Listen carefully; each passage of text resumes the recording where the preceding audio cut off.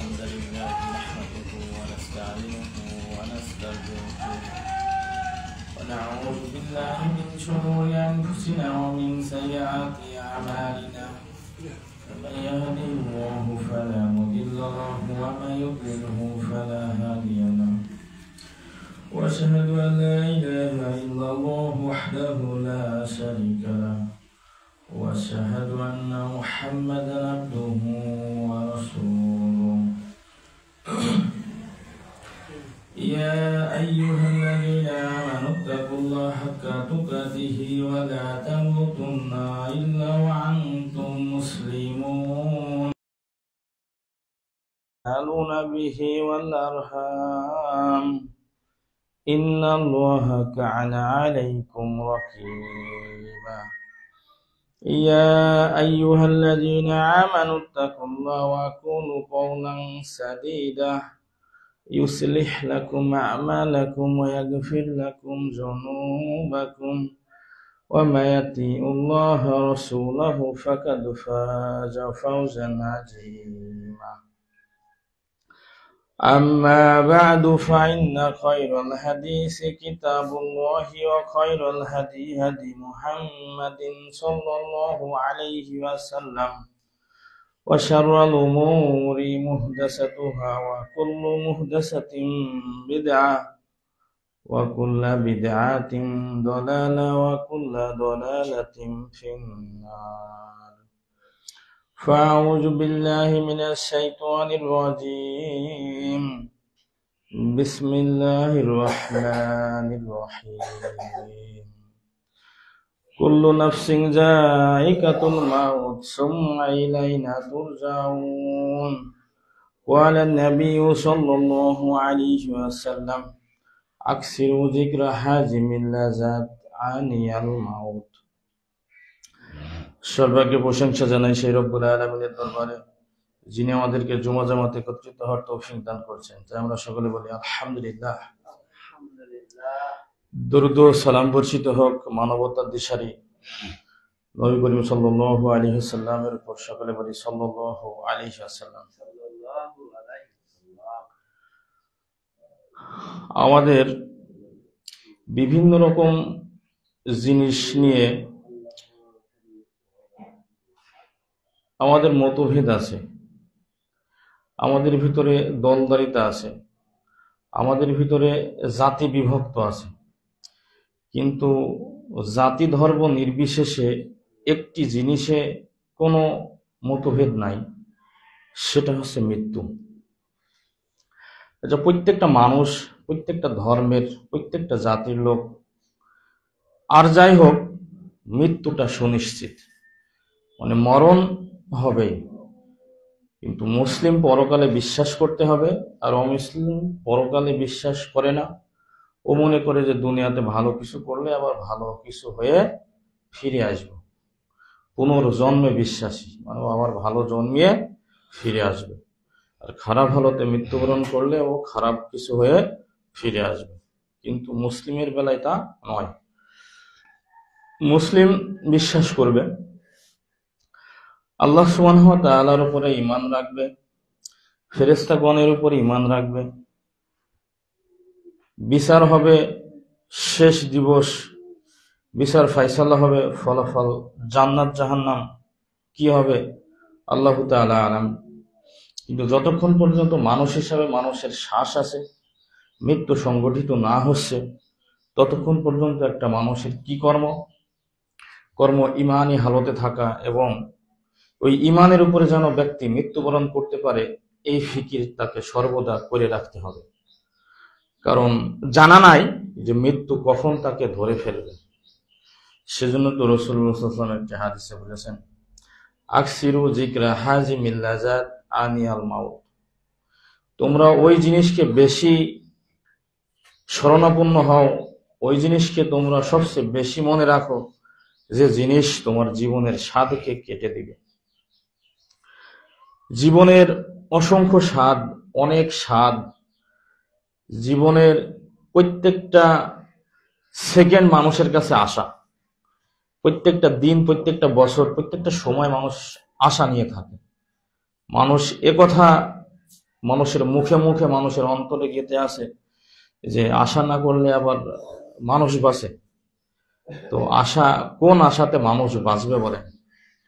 কোন আশাতে তার বাঁচা উচিত, এটাও কি আমাদের অবশ্যই উপলব্ধি করতে হবে।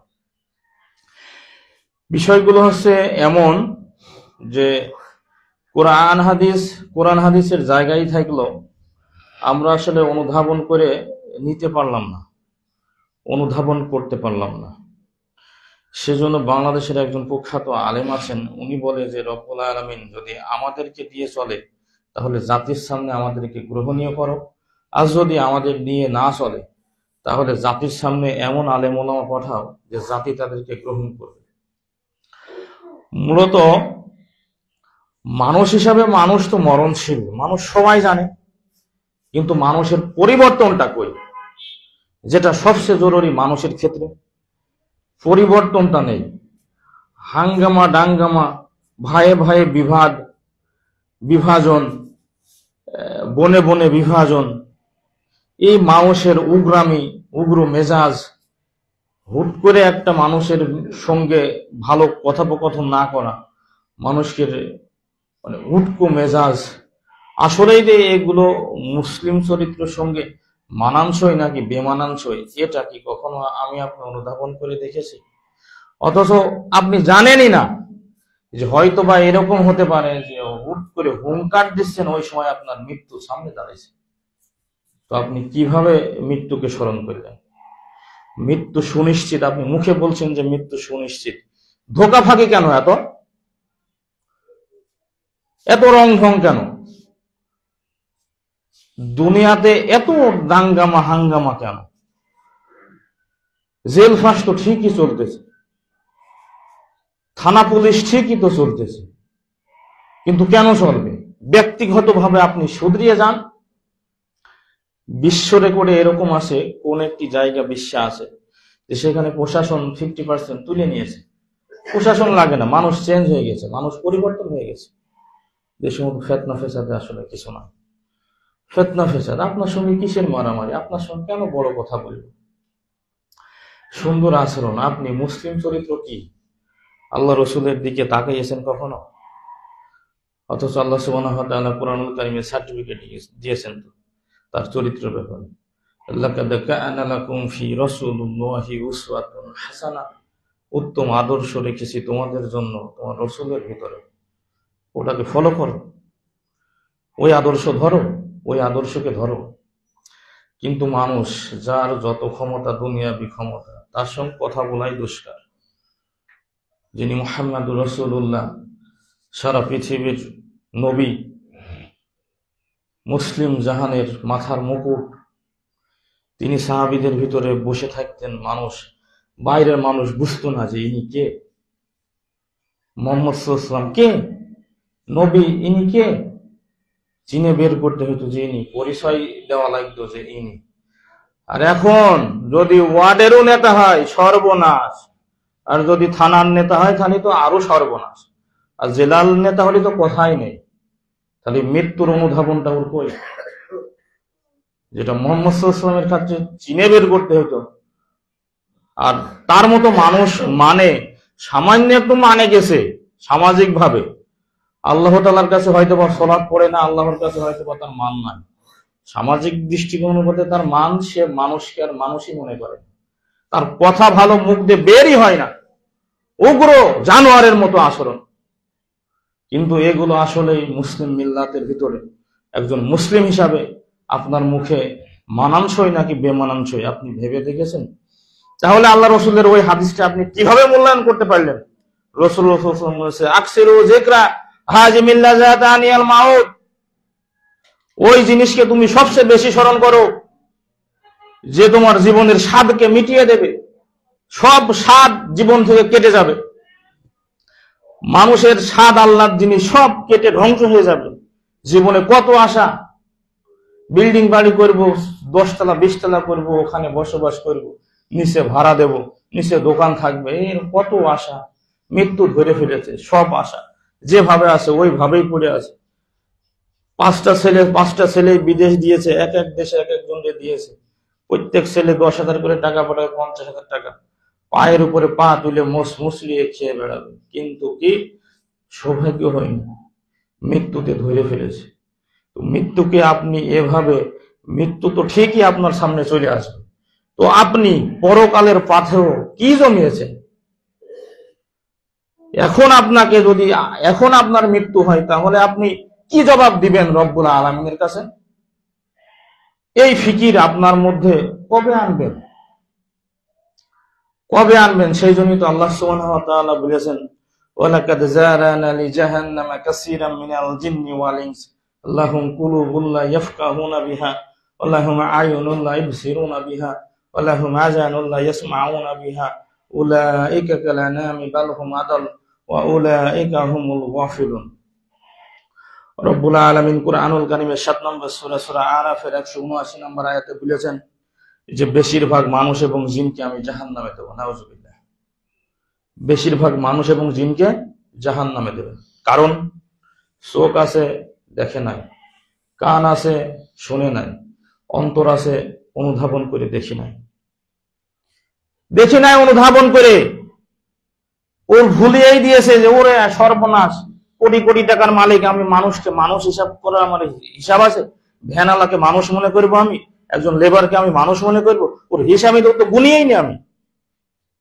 এমনকি এরকম শুধু আচরণে নাই, মুখেও বলতেছে। নাউজুবিল্লাহি মিন যালিক। রব্বুল আলামিন তুমি আমাদেরকে হেফাজত করো, সকলে বলেন আমিন। মৃত্যু নিশ্চিত। হিন্দুকে জিজ্ঞাসা করেন, খ্রিস্টানকে জিজ্ঞাসা করেন, এই বাংলাদেশে সহ সারা পৃথিবীতে যত জাতি ধর্ম আছে জিজ্ঞাসা করে দেখেন, আল্লাহ সম্পর্কে অসংখ্য মানুষের অসংখ্য আকীদা আছে যে আল্লাহ সুবহানাহু ওয়া তাআলা আরশে আছেন, আল্লাহ সুবহানাহু ওয়া তাআলা সব জায়গায় বিরাজমান।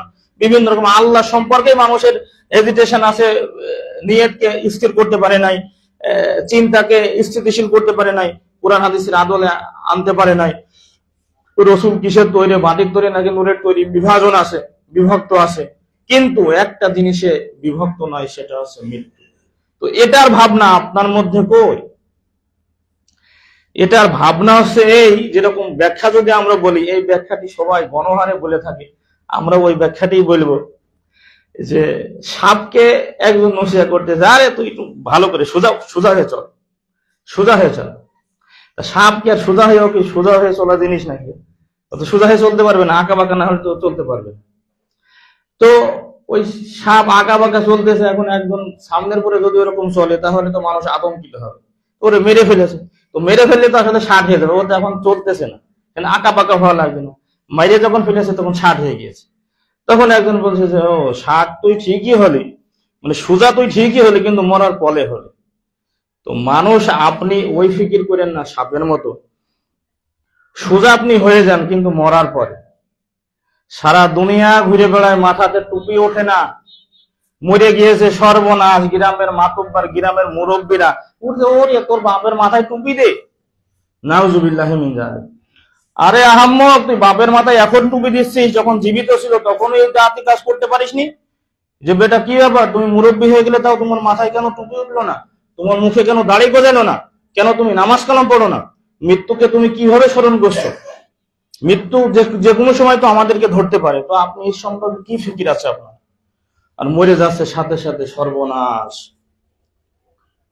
মাথায় টুপি দিয়েছে, ওর মাথাটা পশ্চিমের দিকে ঝুলিয়ে দে, বুঝা যেমন মৃত্যুর সময় দেখো ও রব্বুল আলামিন তোমার দিকে ধাবিত আছে। দেখো জীবনে মসজিদ, এখানে মসজিদ রয়ে গেছে, মুসল্লি নাই, ফজর এশা জোহর আসরে, কিন্তু তখন মরে গিয়েছে, তখন দেখেন ওর উপরে এইরকম করতেছে, সামাজিক ইসলাম চালু করছে এগুলো। কিন্তু ইসলামের মূল রীতিনীতি ঠিক রাখে না। সেই জন্য জীবনে আল্লাহ সুবহানাহু ওয়া তাআলা বলেছেন, কুল্লু নাফসিন যায়িকাতুল মাউত সুম্মা ইলাইনা তুরজাউন। প্রত্যেক প্রাণীকেই মৃত্যুর স্বাদ গ্রহণ করতে হবে, তার মানে বেঁচে আমরা কেউই থাকবো না। অবশ্যই আমাদের পরকালে পাড়ি জমাতে হবে। এই পরকালে যদি আমরা পাড়ি জমাই, তো ওখানে আপনার মাল সামানা না নিয়ে গেলে আপনি ওখানে চলবেন কি করে? আপনি যদি দুনিয়াতেও কোনো সফর করেন, তাহলে আপনার খাদ্য খাবার মাল সামান অর্থ করে কিছু নিতে হবে, তাহলে চলতে পারবেন না তো। আপনি এখানে যে লেভেলের লোক, ওখানে যেহেতু আপনাকে ভিক্ষা করে খেতে হবে, কিন্তু আপনি যদি ভিক্ষাতে অভ্যস্ত না হন তো করতে পারবেন না। আর পরকালে পাথেও আপনি যদি না জমান তো পরকালে যে আপনাদের শূন্য থাকবে, ওখানে থাকবে না কিছুই। এখানে দুনিয়াতে আপনি ঈমান আনয়ন করলেন না, ইসলামের পথে থাকলেন না, তাহলে মারা গেলে আপনি কি নিয়ে রবের সামনে দাঁড়াবেন? অথচ আল্লাহ সুবহানাহু ওয়া তাআলার সামনে দাঁড়িয়ে কোনো দোভাষী থাকবে না। 5টি প্রশ্নের উত্তর না দেওয়া পর্যন্ত আপনার এক কদমকে অগ্রসর হতে দেবেন না। একটি কদম, আরেকটি কদম আপনি ফেলতে পারবেন না, অগ্রসর হতে দেবেন না, আপনি ওই 5টি প্রশ্নের জবাব না দিয়ে। তো ওই জবাবের জন্য আপনি কতটুকু প্রস্তুত আছেন? যুবক, তুমি কতটুকু প্রস্তুত আছো ওই জবাব দেওয়ার জন্য? যুবক, তোমার যৌবনকাল তুমি কিভাবে কাটাচ্ছ? যৌবন, তুমি অর্থ কিভাবে উপার্জন করছো? হে মানুষ, তুমি এই অর্থ কিভাবে ব্যয় করছো? তুমি ভেবে দেখেছো কি যে এই অর্থর আমার হিসাব দেওয়া লাগবে? হিসাব দেওয়া লাগবে। রব্বুল আলামিন সিসি ক্যামেরা ফিট করে রাখছে। কত সিসি ক্যামেরা জানেন? একটা দোকানে 2-3টা সিসি ক্যামেরা থাকে, তাই মানুষ ওর কর্মচারী চুরি করা ছেড়ে দেয়। ওখানে যারা যায়, দোকানদার, কাস্টমার, এরা চুরি করা ছেড়ে দেয়, একটা ঝালের বুটা পর্যন্ত নেয় না। কারণ কি? সিসি ক্যামেরা আছে, ওখানে উঠে যাবে তো, আমাকে দেখে ফেলবে তো, পরবর্তী ঝামেলা করবে, সেই কারণে নেয় না।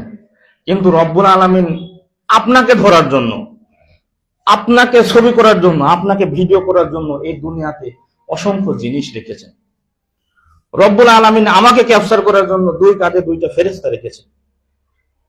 সর্বদা অ্যালার্ট আছেন ফেরেশতা। এই জিনিস কোনো ক্লান্তি নেই, কোনো আলস্য নাই, মানুষের মতো নাই যে একটু খাওয়া বেশি হলো ঘুমিয়ে পড়বে, 1 দিন 2 দিন ঘুমায়নি, পরের দিন ঘুমের কারণে চোখ মেলতে পারবে না, এরকম না। ফেরেশতা একটি দায়িত্ব দেবে রব্বুল আলামিন, ওই দায়িত্ব ও পালন করে যাবে। এর নাম হচ্ছে ফেরেশতা। ওর ক্লান্তি নেই, ওর ঘুম নেই, ওর খাওয়া নেই, ওর স্ত্রী নেই, সংসার নেই, শুধু রবের আদেশ হবে, ওই আদেশ ও পালন করে যাবে। তো আমি কি করতেছি সব লিখিত হচ্ছে। রব্বুল আলামিন কালাম তো কিতাবুল্লাহ বলেছেন, ওয়া মা তুহাদ্দিসু আখবারুহা। এই দুনিয়ার সবচেয়ে বড় সিসি ক্যামেরা হচ্ছে মাটি।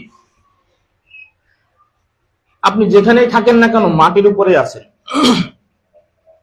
ওই মাটি টপ টপ টপ টপ করে বলে দেবে যে আমার উপর দাঁড়িয়ে এই বেটা এই করেছে, আমার উপর এই জায়গায় দাঁড়িয়ে এই আব্দুর রহমান এই কাজ করেছে, এই আব্দুর রহিম আমার উপরে দাঁড়িয়ে এই অপকর্ম করেছে। আরো মজার ব্যাপার হলো, আল্লাহ সুবহানাহু ওয়া তাআলা কুরআনুল কারীমের আরেকটি জায়গায় সূরা ইয়াসিনের ভিতরে বলছেন, মানুষ যখন মুখ দিয়ে মিথ্যা বলার চেষ্টা করবে যে কই আমি তো এগুলো করিনি, আমি তো এগুলো করিনি, তখন আল্লাহ সুবহানাহু ওয়া তাআলা এই মুখে মোহর মেরে দেবেন, মুখে তালা মেরে দিবেন। মুখে তালা মেরে দিলে তাহলে কথা বলবে কি? তার অঙ্গ প্রত্যঙ্গ সবকিছু কথা বলতে থাকবে। যে রব্বুল আলামিন এখন এই জবান দিয়েছে কথা বলার জন্য, সেই রব্বুল আলামিন অন্যান্য জিনিসের জবানকে খুলে দেবেন কথা বলার জন্য। রব্বুল আলামিনের দ্বারা এই কাজ একদম সহজ, একদমই সহজ। তাই যে বিষয়টি আমাদের সুপরিচিত বিষয়, যে মৃত্যুর স্বাদ গ্রহণ করা লাগবে, এবং রাসূলুল্লাহ সাল্লাল্লাহু আলাইহি ওয়াসাল্লাম বলেছেন সবচেয়ে বেশি ওই জিনিসকে স্মরণ করো যে জিনিস তোমার জীবনের স্বাদকে কেটে দিবে। জীবনের স্বাদকে কোন জিনিসে কেটে দেয়? সেই জিনিসের নাম হচ্ছে মৃত্যু। তো এই মৃত্যুকে আপনি কিভাবে ভাববেন? মৃত্যুকে আপনি কিভাবে ভাববেন? মৃত্যুকে আপনি এইভাবে ভাবতে পারেন যে মৃত্যু যেন আমার সামনে দাঁড়িয়ে আছে। আপনি সর্বদা আত্মসমর্পণকারী। আত্মসমর্পণ করার দেখেছেন তো, একজন সন্ত্রাসীকে যদি পুলিশ, আর্মি, র্যাব সারা এরিয়া থেকে দেখা যাচ্ছে যে ½ কিলো বিশিষ্ট জায়গা, ও সব জায়গায় প্রশাসনের লোক দাঁড়িয়ে, ওই সন্ত্রাসের বের হওয়ার আর কোনো লাইন নাই। তখন তার ওই মাথা বেঁধে বা হাত উঁচু করা ছাড়া তার আর কোনো কায়দা নাই। সে সর্বস্ব চেষ্টা করেছে বাঁচার, আত্মসমর্পণ করে দিয়েছে। ব্যক্তির অনেক স্বাদ আছে যে দুইজন পুলিশকে গুতা দিয়ে চলে যাব, দুইজন আর্মিকে মেরে ফেলে দিয়ে চলে যাব, এরকম, কিন্তু সেটাও আর নাই। কারণ ওর কাছে ও শূন্য, আর বিপক্ষ যে আমাকে ধরতে এসেছে ওর কাছে অস্ত্রপাতি আছে। ও আটকিয়ে উঠেছে, হতবিহ্বল হয়ে উঠেছে। তার মানে ওর সব প্রস্তুতি শেষ, মানে ও আত্মসমর্পণ করেছে যে ঠিক আছে আমাকে এখন ধরে নেন, বসে পড়েছে যে আমাকে এখন ধরে নেন, আমার আর চেষ্টা শেষ। তো আপনি সর্বদা এই হালতে চলেন। আপনি কেন আপনার ভাইয়ের সঙ্গে মারামারি, কেন আপনার বোনের জমি ফাঁকি, কেন আপনি এত রংবাজি, এত ঢংবাজি, কেন এত লিডারি, যেখানে কথাই বলা যায় না আপনি ওখানে জ্ঞানজাম সৃষ্টি করছেন, এগুলো কেন? আপনি ভেবে দেখেন যে আমার মৃত্যু হয়ে যাবে, আর মৃত্যু কোথায় আছে এটা আপনি জানেন না, এটা আমি জানি না। সেই জন্য আপনাকে সর্ব অবস্থাতেই আপনাকে পরিবর্তনশীল হয়ে চলতে হবে। একজন মানুষ আপনাকে একটু জমির আল কেটে নিয়েছে 1 ইঞ্চির জায়গায় 2 ইঞ্চি, সর্বনাশ। ওই মামলা নিয়ে কোর্টে ঘুরতেছে 20 বছর, ওই 1 ইঞ্চি আল কাটা নিয়ে। আপনি ভেবেছেন যে ওই 1 ইঞ্চিতে কিছুই হবে না, কিন্তু কি হয়েছে, ওই যে ফ্যাসাদ সৃষ্টি হয়েছে। আপনি মৃত্যুকে কিভাবে ভাবনা করলেন? এখন এখানে অনেক সময় আবার মানুষ কথা এখানে ক্লু বের করে এরকম যে নিজের জিনিস বুঝে নেওয়া তো ফরজ। আরে আহাম্মক, নিজের জিনিস বুঝে নেওয়া ফরজ, কিন্তু তুই যদি ওটা ছেড়েও দিস তাহলে কি হবে? আল্লাহ সুবহানাহু ওয়া তাআলা বিধান জারি করেছেন যে চোখের বদলে চোখ, কানের বদলে কান, এটা নেওয়া যাবে, কোনো অপরাধ নাই। কিন্তু সবচেয়ে উত্তম কোন জিনিস? মাফ করে দেন, মাফ করে দেন। আপনার 1 বিঘা জমি 1/2 ইঞ্চি কোদাল দিয়ে কেটে নিয়েছে, তার মানে 1 বিঘা জমি সব বের করে নেইনি। প্রত্যেক মাসে বা প্রত্যেক সিজনে 2 বার আল কাটা হয়, 1/2 ইঞ্চি 1 ইঞ্চি করে। তার মানে যদি 5 বছর আপনি না কাটেন, না যান, তাহলে আপনার জমি 4 থেকে 4 ইঞ্চি করে কমছে বা 5 ইঞ্চি করে কমছে। 5 বছর পর পর আপনি আমিন নিয়ে যে মেপে আপনি আবার ঠিক জায়গায় আপনার জমিকে বসিয়ে দিন। জ্ঞানজাম কেন? আপনি নিজেকে একটু পরিবর্তন করে দেখেন, মানুষই পরিবর্তন হতে পারে, মানুষই পরিবর্তন হতে পারে। জাহেলি মানুষ, মূর্খতা, ভণ্ডামি, অসভ্যতামি মানুষের মধ্যে ছিল। সেই জাতির মধ্যে রাসূলুল্লাহ সাল্লাল্লাহু আলাইহি ওয়াসাল্লাম যখন আসে, তখন সেই জাতি হয়েছে এত পরিবর্তন। রাসূলুল্লাহ সাল্লাল্লাহু আলাইহি ওয়াসাল্লাম তার জবানে বলেছে খয়রুল কুরুন, ওই যুগ শ্রেষ্ঠ জাতি, ওই যুগ শ্রেষ্ঠ যুগ। ওই মানুষ সোনাতে পরিণত হয়েছে, সোনাতে খাচ্ছিল কিন্তু মানুষে খাদ না। এত পরিবর্তন হয়েছে এই আমার আপনার মতো মানুষ। তারা আসমান থেকে আলাদা কোনো মানুষ আসেনি, বা একবারে ম্যাচুর হয়ে দুনিয়াতে আসেনি। এই ছোট হতে হতে বড় হয়েছে, কিছুই জানতো না, কিছুই বুঝতো না। কোরআন হাদিসের আদলে এসে তারা পরিবর্তন হয়ে গিয়েছে। কোরআন হাদিসে যেটা পেয়েছে সেটা মেনে নিয়েছে, দলিল সহকারে যেটা জেনেছে, ক্বালু সামিনা ওয়া আতানা, শুনেছে, মেনে নিয়েছে, আলহামদুলিল্লাহ, জীবন পরিবর্তন হয়ে গিয়েছে। অনেক মানুষ বলে যে মাথাতে কিছু ঢোকে না গো। মাথাতে কিছু ঢুকবে কি? আপনি মাথাতে রেখেছেন তো অন্য কিছু। আপনি কোরআন হাদিস একটু পড়ার চেষ্টা করুন, একটু কোরআন হাদিস যদি আপনি পড়ার চেষ্টা করেন, আপনার মাথাও খুলে যাবে। যে একটা ছেলে 5 বছর যাবত চেষ্টা করে করে হিফজ করতেছে, আপনি হিফজ করতে পারেন না। আপনি 1 মাসে 30টা দিন 30টা কোরআন মায়েদের আয়াত শিখতে পারবেন, অসম্ভবের কিছু না। আপনি কোরআন মায়েদের একটি আয়াত, ছোট্ট একটি আয়াত, আপনি সবাইকে মুখস্থ করিয়ে দেওয়া যেতে পারে 1 মিনিটে, যেখানে দিন রাত মিলে 24টা ঘন্টা। রব্বি জিদনি ইলমা, এই কথাগুলো আপনি যদি 10 বার 20 বার পড়েন, আপনি মুরব্বী হয়ে গেছেন। বলেন যে আমার কিছু মনে আসে না গো। আপনার ছেলেকে দেখছেন, আপনার মেয়েকে দেখছেন, পড়ার টেবিলে কতবার পড়তেছে। যদি ইংলিশই পড়েন এইভাবে যে physical exercise makes the result, physical exercise makes the result, ওইটা একটি ভাষা বারবার বারবার বারবার বলতেছে। তো আপনি ওই এই বাক্যটি, কোরআনের একটি আয়াত আপনি বারবার বলতে থাকেন, রব্বি জিদনি ইলমা, রব্বি জিদনি ইলমা, রব্বি জিদনি ইলমা বলতে থাকেন, 10 মিনিট পড়েন। কিন্তু আপনি তো জীবনে ট্রাই করে মানে চেষ্টা করেই দেখলেন না, আপনি একবারে এড়া দিয়েছেন এইভাবে যে ওই যে গাঙের জলে ভেসে চলে যাও, কিছু শিখা লাগবে না, আমার মুরব্বী হয়ে গেছি না, আমি ওই যে ছেলে পেলে শিখাচ্ছি কেন, এর ধরে চলে যাও, এরকম ধান্দা ফিকির করেছে। মানুষ তো কেউই ওইভাবে শিখে আসে না। আপনি একটু চেষ্টা করেন, কোরআন হাদিস আপনি জিজ্ঞাসা করলে যে হাগো ফরজ সালাতের পরে মোনাজাতটা সম্মিলিত ভাবে করা যাবে না, এটা হচ্ছে বিদআত। ও বুঝিয়েছি তোমরা এটা বাদ দিয়ে দিয়ে সবে বাদ দিয়ে দিলে, তো এটা ও সবে তোমরা বাদ দিয়ে দিবা না, আস্তে আস্তে মোনাজাত তুলে দিও, তুমি শেষে নামাজ আহলে হাদিসরা বলে ফরজ সালাতটা ঠিক রাখো, সুন্নত সালাত তুলে দিয়েছে, ও আস্তে আস্তে নামাজে তুলে দেবে, নাউজুবিল্লাহি মিন যালিক। এটা আসলে আপনার অজ্ঞতা মূর্খতা ছাড়া আর কিছু না। আপনি একটু শিখার চেষ্টা করুন, আপনি একটু জানার চেষ্টা করুন। আপনি দুনিয়াতে আপনি দেখছেন যারা ওই স্টুডেন্ট দেখা যায় যে যারা কুমা বা একটু কম পারে, ওই আমতা আমতা আমতা আমতা একটু বেশি করে বা একটু জড়ায় কোড়ায় বলে লেখে, তো স্যার বলে ঠিক আছে তো বসে পড়, ঠিক আছে বয় বয়। কিন্তু আখেরাত যিনি হিসাব নেবেন তিনি রব্বুল আলামিন, ইন্নাল্লাহা আলা কুল্লি শাইইন কাদির। রব্বুল আলামিন দুনিয়ার সবকিছুর উপর ক্ষমতাবান তিনি। রব্বুল আলামিন তিনি বিচারকদের শ্রেষ্ঠ বিচারক। আপনি তার সামনে কিভাবে ভোগাজোগা করে চলে যাবেন?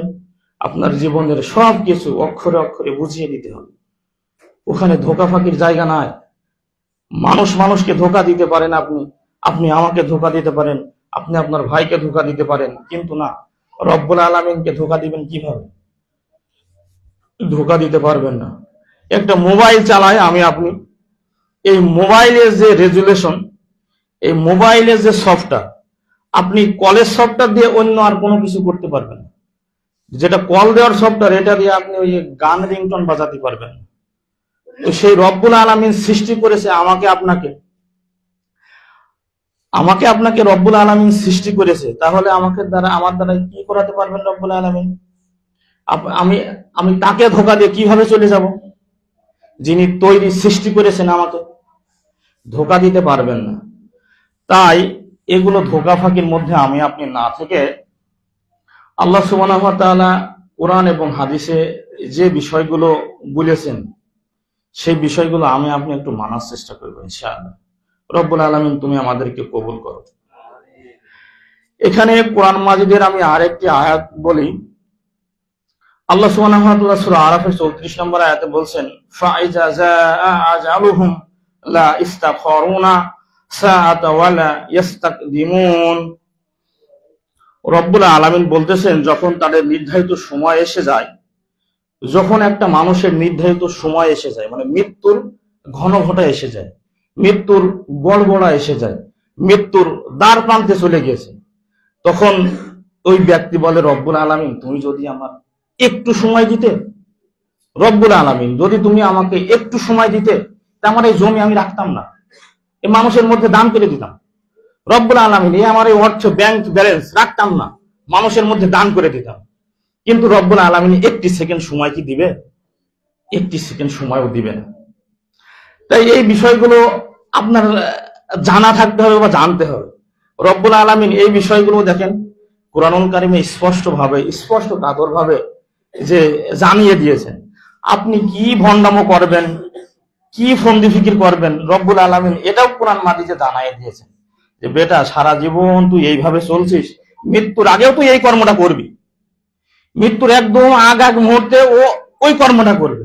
যে রব্বুল আলামিন তুমি যদি আমাকে এখন ছেড়ে দিতে, তা আমি দুনিয়ার সবকিছু ভুলে যেতাম, ও আমার ছেলে পেলে মুখেও তাকাতাম না, আমার সাদের নাতি নাতি ওদের মুখেও তাকাতাম না, আমার যা স্থাবর অস্থাবর আছে সব দান খয়রাত করে দিতাম, আমি প্রয়োজনে রাস্তায় ঘুমাবো, ও উপরে কাগজ টাঙিয়ে ঘুমাবো, আমি সব তোমার রাহে বিলিয়ে দিব, তুমি আমাকে যদি একটা মিনিট সময় দিতে, তুমি যদি একটা সেকেন্ড সময় দিতে।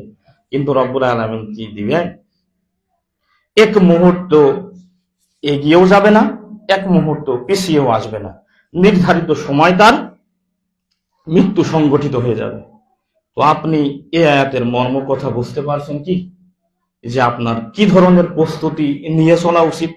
মৃত্যু আমাকে আপনাকে যে কোনো সময় ধরে নেবে, তাহলে আমার আপনার জানা নাই যে মৃত্যু আমাকে কখন ধরবে। সেই কারণে আপনি জানেনও না, তার মানে আপনার সর্বদাই শুধরিয়ে চলতে হবে।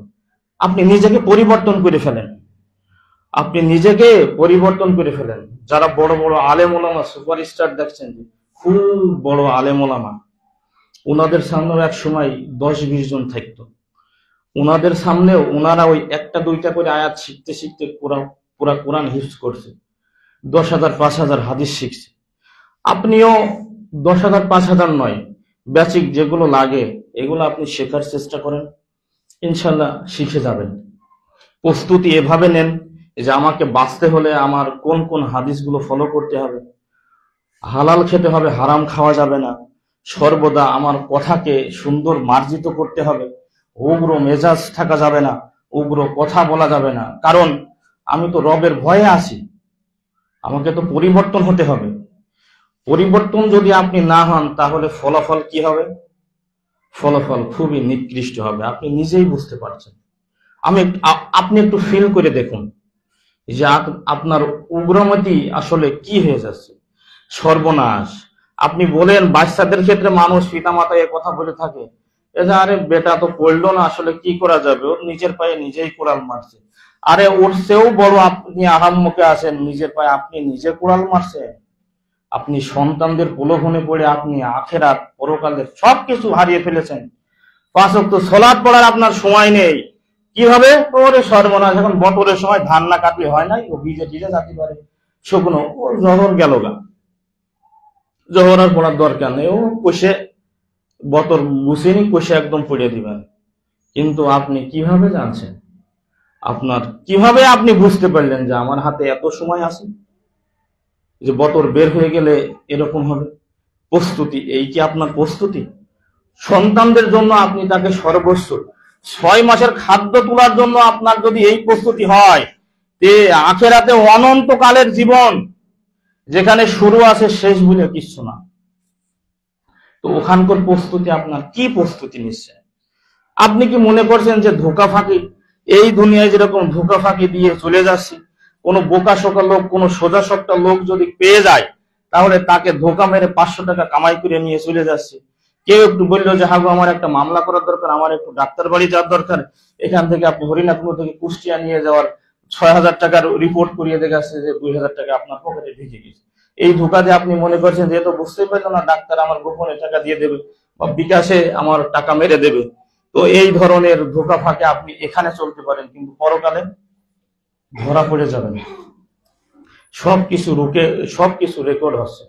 রব্বুল আলামিন কালাম তো কিতাবুল্লাহ বলেছেন আলিমুল বিজাতিস সুদূর, রব্বুল আলামিন আলিমুল গায়ব, রব্বুল আলামিন আগে পরের হিসাব জানেন। রব্বুল আলামিন আপনি গোপন থেকে গোপন যত গোপনেই করেন না কেন, রব্বুল আলামিন তা দেখতে পান, রব্বুল আলামিন তা জানতে পান। রব্বুল আলামিন দুনিয়াতে বাহ্যিক ভাবে মানুষ যা করে এটা তো জানেই, অভ্যন্তরিক ভাবে মানুষের অন্তরে কি তৈরি হচ্ছে বা কি ফিল করতেছে এটাও রব্বুল আলামিন জানেন। এই কারণেই তো তিনি রব্বুল আলামিন, সবার ঊর্ধ্বে। সেই জন্য সেই রবের ভয় করুন। রব্বুল আলামিন মানুষকে পরিবর্তন হওয়ার, রব্বুল আলামিন মানুষকে শুধরিয়ে নেওয়ার সুযোগ দিয়েছে। রব্বুল আলামিন, আপনি নগদ এখানে সবাই মসজিদে বসে আমরা বলবো যে আল্লাহ বলে কিছু নেই, আল্লাহকে মানি না আমি, কিন্তু নাউজুবিল্লাহ মিন যালিক, কিন্তু আল্লাহ রব্বুল আলামিন এরকম সত্তা নাই যে আপনাকে এই পাকায় আমাদেরকে গেড়ে ফেল দেবে। আপনার সময় দিয়েছে কোন পর্যন্ত জানেন? মৃত্যু পর্যন্ত আপনাকে সময় দিয়েছে। আমার জানা নাই যে আমার মৃত্যু কখন হবে, কিন্তু আমার সময় আছে মৃত্যু পর্যন্ত। তো মৃত্যুটা যেহেতু জানি না যে আমার মৃত্যুটা কখন, তাই শুধরানোর সময়, আমাকে নিজেকে পরিবর্তন করার সময় এখনই। আমার নিজেকে পরিবর্তন করে ফেলতে হবে এখনই, একটা সেকেন্ডও দেরি করা যাবে না। কোন আপনি বলেন যে আমার সময় আছে, হ্যাঁ, আপনি যদি বলতে পারেন তাহলে আপনি সময় নিতে পারবেন। আপনি বলতে যেহেতু পারবেন না, তাহলে আপনার সময় নিতে পারবেন, সেটা অন্তর দিয়ে অনুধাবন করবেন। তাই তো আমি কুরআনুল কারীমের ওই আয়াতটি পড়েছি। আল্লাহ সুবহানাহু ওয়া তাআলা বলেছেন, যার চোখ আছে দেখে না, অন্তর আছে অনুধাবন করে না, কান আছে শোনে না, এ হচ্ছে চতুর্পদ জন্তুর মতো। আমি দুই পায়ে জন্তু, আর একটা গরু 4 পায়ে জন্তু। আমার আর গরুর মধ্যে পার্থক্য হলো না। যদি আমি চোখ দিয়ে ভালো কিছু না দেখি, কান দিয়ে ভালো কিছু না শুনি, অন্তর দিয়ে ভালো কিছু অনুধাবন না করতে পারি। গরু আর আমি মিলে গেছি, 4 পায়ে জন্তুর সঙ্গে 2 পায়ে জন্তু মিলে গেছে। তাই তো রব্বুল আলামিন এই জায়গায় বলেছেন। রব্বুল আলামিন আয়াতের শেষ অংশে আরো জঘন্যতম কথা বলেছেন, উলাইকা কাল আনাম বাল হুম আদল, বরঞ্চ ওই মানুষগুলো ওর চেয়েও নিকৃষ্টতে পরিণত হয়, ওর চেয়েও নিকৃষ্ট। ওর ভালোটা একদমই ভিতরে নাই, চোখে পড়ে না। সেই জন্য এরকম করা যাবে না, এরকম হওয়া যাবে না। আপনি আল্লাহ সুবহানাহু ওয়া তাআলাকে ভয় করুন। রব্বুল আলামিন সর্বদা আপনাকে দেখতে পান, রব্বুল আলামিন আপনাকে আপনার সবকিছু শুনতে পান, তিনি দেখেন এবং শোনেন। তাই ফাঁকি দেওয়ার মতো কোনো কিছু নাই, ধোঁকা দেওয়ার মতো কোনো কিছু নাই। রব্বুল আলামিনকে সর্ব অবস্থাতে সবসময় ভয় করার চেষ্টা করুন। মৃত্যুকে বেশি বেশি স্মরণ করুন, কারণ ওটাই তো আমাদের জীবনের স্বাদ কেটে দেবে। যে সন্তান সন্ততির জন্য আমরা এত পরিশ্রম করতেছি, সমস্ত বাধা, এই যে শীত উপেক্ষা করে কত কষ্ট করে কত কাজ কাম করতেছি, চাকরি বাকরি করতেছি, সন্তান সুখে থাকবে। ওই সন্তান আপনি কিভাবে সুখে রাখতেছেন? রব্বুল আলামিন সেই জন্য কুরআনুল কারীমে বলেছেন, ইন্নাল ইনসানা লাফি খুসর, পৃথিবীর সব মানুষই ধ্বংসের মধ্যে আছে, পৃথিবীর সব মানুষ ক্ষতির মধ্যে আছে। ক্ষতির মধ্যে নেই কারা? রব্বুল আলামিন আমভাবে ওয়ায়াতে বলেছেন ক্ষতির মধ্যে আছে সব মানুষ। মানুষই মূলত ক্ষতির মধ্যে আছে। ক্ষতির মধ্যে ওরা নয়, ইল্লাল্লাযিনা আমানু, যারা ঈমান আনয়ন করেছে এরা ক্ষতির মধ্যে নয়। সেজন্য আপনি ঈমান আনয়ন করুন, আল্লাহ সুবহানাহু ওয়া তাআলাকে ভয় ভীতি অর্জন করুন, তাহলে আপনি পরিবর্তন হয়ে যাবেন, আপনার পরিবার পরিবর্তন হয়ে যাবে, আপনার সন্তান সন্ততি পরিবর্তন হয়ে যাবে। আর যদি না করতে পারেন তাহলে আপনি ক্ষতির মধ্যে আসেন, ক্ষতি থেকে বাঁচতে পারবেন না। তাই তো রব্বুল আলামিন প্রশ্ন সব ফাঁস করে দিয়েছে কোরআন হাদিসে। আপনি কোরআন হাদিস পড়া অধ্যয়ন করার চেষ্টা করুন, এখানে সলিউশন আছে, আপনি পেয়ে যাবেন। নিশ্চিত হয়ে এখানে সলিউশন আছে, আপনি পেয়ে যাবেন। তাই আপনি ধোঁকাবাজির মধ্যে থাকবেন না, এটা আপনি আসলে বেশি দিন টিকতে পারবেন না। দুনিয়াতে আমরা একদমই অস্থায়ী ভাবে আছি। কুরআনুল কারীমের যদি আমরা আরেকটি আয়াত বলি, সূরা নিসার ৭৪ নম্বর আয়াত, কোরআনের 4 নম্বর সূরা, আল্লাহ সুবহানাহু ওয়া তাআলা বলছে যে তোমরা যেখানেই থাকো না কেন, সুরক্ষিত সুস্থ সুগৃহেও যদি থাকো, তবুও মৃত্যু তোমাদেরকে ধরে ফেলবে। আপনি যতই মনে করেন যে আমি বেঁচে যাব, এখন অনেক উন্নত পৃথিবী, আপনি সর্বস্ব ভাবে কাছের ঘরে থাকবেন, তবু মৃত্যু আপনাকে ধরে ফেলবে। যেখানে একটা মশা মাছি তো বহু দূরের কথা, ক্ষুদ্র থেকে ক্ষুদ্র কোনো প্রাণী যাওয়ারও সুযোগ নাই, তবু মৃত্যু আপনাকে ধরবেই ধরবে। যথার্থ সময়, নির্ধারিত সময়ে মৃত্যু আপনাকে ধরে নেবে। তাই আপনি যেখানেই থাকুন, যেভাবেই থাকুন না কেন, সব সময় রব আপনাকে দিচ্ছে, মৃত্যু আমার খুব সন্নিকটে। তাই সেই আল্লাহ সুবহানাহু ওয়া তাআলাকে ভয় ভীতি নিয়ে, আল্লাহ সুবহানাহু ওয়া তাআলার উপরে ভরসা করে, আখিরাতের ভয় করে, মৃত্যুর ভয় করে আপনি আপনার জীবনকে পরিবর্তন করে ফেলুন। আসলে সময় আমাদের কাছে নাই, তাই আপনি নিজেকে অবশ্যই পরিবর্তন করুন। রব্বুল আলামিন তুমি আমাদেরকে তৌফিক দান করো। রব্বুল আলামিন, আমরা আমাদের হয়তোবা এখন মন মানসিকতা চেঞ্জ হতে পারে, হয়তোবা এখান থেকে বের হয়ে আমাদের মন মানসিকতা উল্টো দিকে ঘুরে যেতে পারে, কিন্তু এই মনকেও আবার স্থির করতে হয়। এটা কিভাবে স্থির করবেন? আপনি দেখবেন যে জীবনের শরীয়তের একটি চ্যাপ্টার আছে, আল ওয়ালা ওয়াল বারা। আল্লাহ সুবহানাহু ওয়া তাআলার জন্য কিছু মানুষকে ধরতে হয়, সেই আল্লাহ সুবহানাহু ওয়া তাআলার জন্য আবার কিছু মানুষকে ছেড়ে দিতে হয়। সেটা যত আপনজনই হোক, আপনার অন্তরঙ্গ ফ্রেন্ড, খুব দোস্তের দোস্তি, তবু ওকে ছেড়ে দিতে হবে। কারণ ওর কাছে গেলেই আপনার নাফরমানিটা বেড়ে যায়, ওর কাছে গেলেই আপনার শয়তানিটা বেড়ে যায়, ওর কাছে গেলেই আপনার ভণ্ডামিটা বেড়ে যায়। এই ভাইয়ের কাছে গেলেই খালি ও গীবত করে, অন্য মানুষের কথা বলে যে অমুক লোক দেখো কি করেছে, অমুক লোক দেখো কি করেছে, ও খুব বিয়াদব যেন তেন। তার মানে ওখানে গেলেই তো আপনি বলছেন যে আপনার খাতা ভরে একদম ফ্লেক্সি লোড হয়ে যাচ্ছে, কি গুনাহ, আপনি ওকে ছেড়ে দেন। এই জায়গায় নিজেকে এইভাবে স্থির রাখেন। এই যে ওর কাছে যেহেতু ক্ষতিই হচ্ছে, আপনি যদি জানেন যে আমার কাছে এসে ক্ষতি হবে, আপনার পকেটে 500 টাকা আছে, তো আপনি এরকম জানেন যে এই লোক এই ধরনের কৌশলী যেভাবে হোক 500 টাকা আমার পকেট থেকে বের করে নেবে।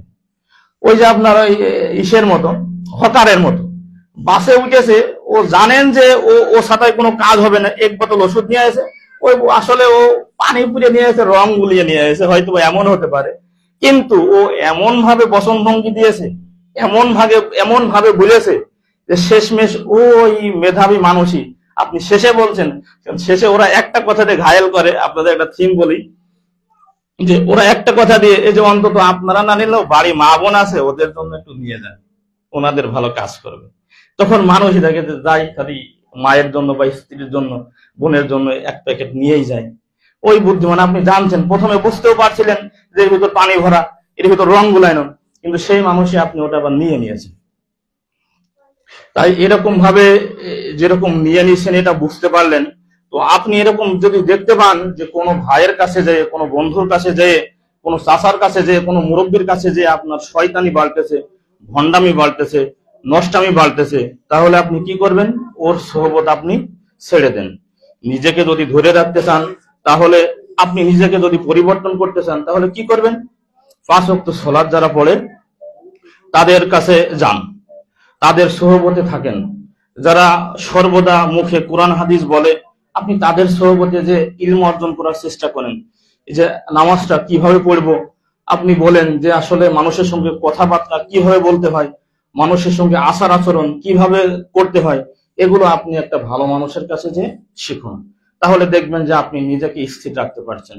রব্বুল আলামিন তুমি আমাদেরকে তৌফিক দান করো। রব্বুল আলামিন তুমি আমাদেরকে হেফাজত করো। রব্বুল আলামিন তুমি আমাদের পরিবারস্থ লোকজনকে হেফাজত করো। রব্বুল আলামিন আমাদের সন্তান সন্ততিকে হেফাজত করো। রব্বুল আলামিন আমাদের পিতামাতা যারা কবরস্থ হয়ে গেছে, রব্বুল আলামিন তুমি তাদের উপর রহম করো। ওয়াকুলু কওলি হাযা আস্তাগফিরুল্লাহি ওয়া সাইয়িল মুসলিমিন। আল্লাহুম্মা সাল্লি আলাইহি, আল্লাহুম্মা বারিক আলাইহি।